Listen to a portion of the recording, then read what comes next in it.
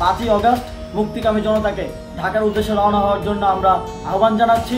24-এর ছাত্র জনতার গণ অভ্যুত্থানে চোরের মতো লেজ গুটিয়ে পালিয়ে যায় তৎকালীন প্রধানমন্ত্রী শেখ হাসিনা।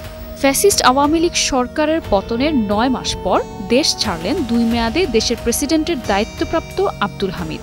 তার দেশ ত্যাগের খবরে চটেছেন নেটিজেনরা। সামাজিক মাধ্যম জুড়ে নেটিজেনদের হুঙ্কার, কে বা কারা আব্দুল হামিদকে পালাতে সাহায্য করলো তাদেরও ধরে আইনের আওতায় নিয়ে আসার প্রশ্নের মুখে বর্তমান উপদেষ্টা পরিষদ, বিশেষ করে ছাত্র প্রতিনিধি মাহফুজ আলম ও আসিফ মাহমুদকে বাঁকা কথা বলছেন বেশিরভাগ নেটিজেন।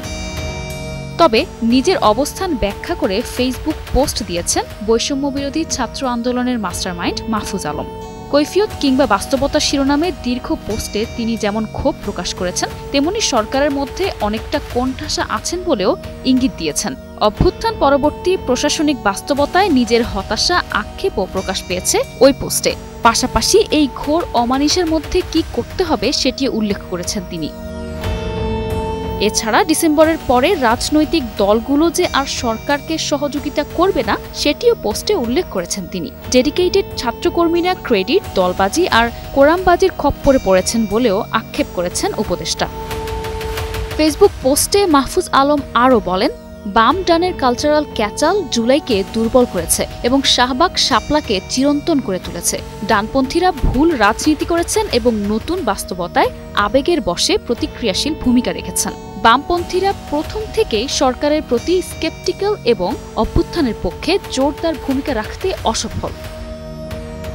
ছাত্রদের ব্যর্থতা অনস্বীকার্য স্বীকার করে পোস্টের এক পর্যায়ে তিনি বলেন, সর্বোপরি ছাত্রদের মাইনাস করে দ্বিদলীয় বন্দোবস্তে ফেরার জন্য এস্টাবলিশমেন্ট অপেক্ষমান।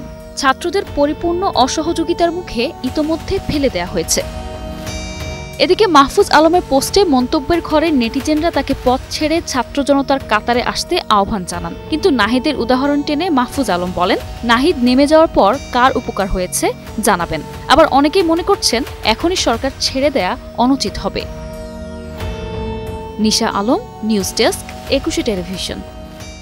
জীবন অবাক না করলে কে করবে? 28% মিল্ক ফ্যাটের অবাক করার সাথে ফ্রেশ মিল্ক পাউডার। জীবন অবাক করুক প্রতিদিন।